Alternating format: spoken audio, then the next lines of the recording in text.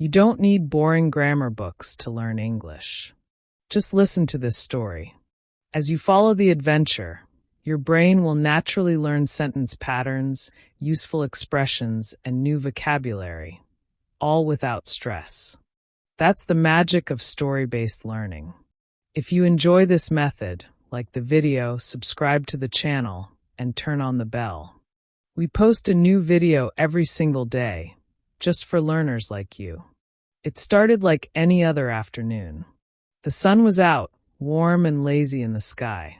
The streets buzzed softly with the usual sounds.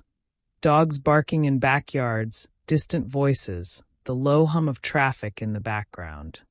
Amira had just finished her last online class of the day. She stretched, grabbed her backpack, and decided to ride her bike to the library. There was a book she had been meaning to return, and another she wanted to borrow. She wasn't in a rush. Just a quick ride in and out. She rolled her bike out of the hallway, clicked on her helmet, and pedaled toward the center of the city. The ride was smooth.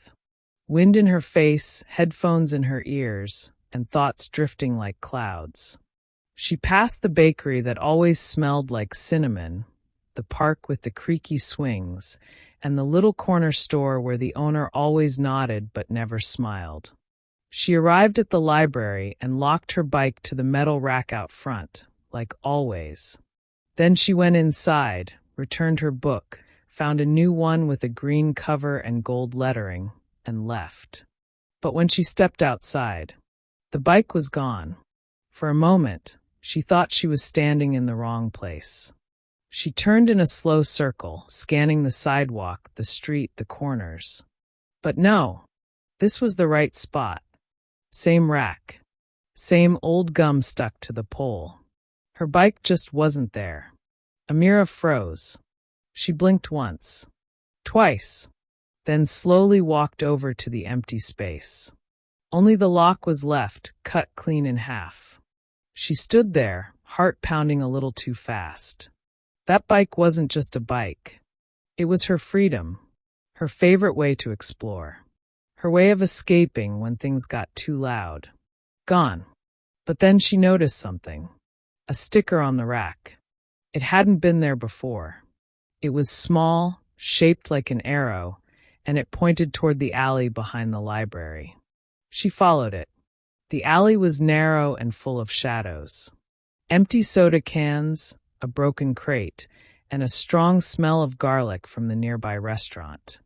At the far end, on the back of a dumpster, was another sticker. This one was a number, not written, but drawn with 4 little stars. 4 stars. Amira remembered the little repair shop 4 blocks away. It had 4 stars painted on its door. She had passed it many times, but never gone inside. Could it be a clue? She didn't hesitate. Her feet started moving. Past the bakery again. Across the street at the crosswalk. She walked fast, heart still racing, her mind spinning with questions. It felt like the start of something.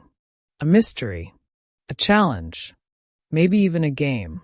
At the shop with 4 stars, she paused. The windows were dusty. The open sign was crooked. But something caught her eye. A folded piece of paper taped to the glass. She pulled it free. On the back, in messy handwriting, were 2 words. Look left. So she did. Across the street was a mural. She had never really looked at it before. It was a painting of a girl on a red bicycle, riding through clouds. Her bike was red. Under the mural, someone had drawn a chalk arrow. Faint. Fading. But clear enough. It pointed down the street. Amira followed. The buildings became older here. Brick walls.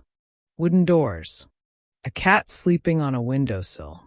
She kept walking until she reached a small courtyard she didn't even know existed. There, beside a tree, was a bench. On the bench, a book. Not just any book. The exact same book she had just borrowed from the library. She picked it up. Inside was a note. Typed, not handwritten. Your journey isn't about the bike anymore. Keep going. Amira blinked.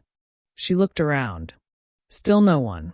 Just the breeze, the rustling leaves, and a street lamp flickering even though it was still daytime. She turned the note over. Find the door with the blue handprint. So she kept walking. Her city suddenly felt like a maze, a story with secret chapters she had never read before. Every wall could hide a message. Every alley might lead to something more. She wandered until she saw it, a door wooden and cracked, with a faded blue handprint near the knob. She didn't knock, just opened it slowly. Inside was a stairwell. Down she went, one flight then another. At the bottom, a hallway lit by a single bulb. She walked to the end. Another door.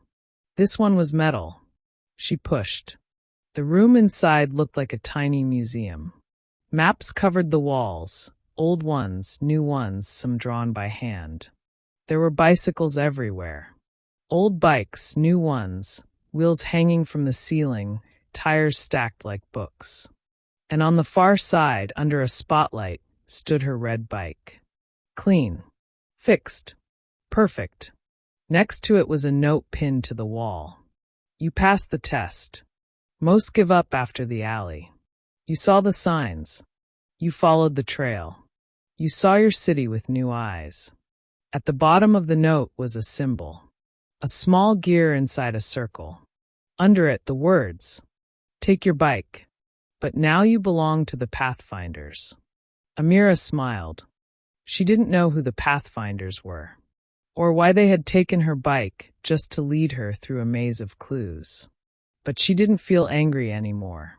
She felt alive, awake, connected to something bigger than her ordinary routine.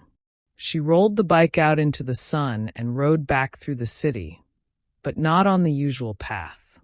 This time she took the long way, through streets she had never entered, past walls she now studied for symbols, around corners that might hold messages. She had entered a world that was always there, hidden just beneath the surface. And now she knew how to see it. By reading or listening to Amira's story, you learned how English works in real life.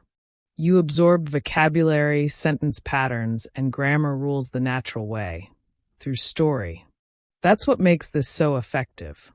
If you enjoyed the ride, give this video a thumbs up, subscribe for more, and hit the bell so you never miss our daily adventures.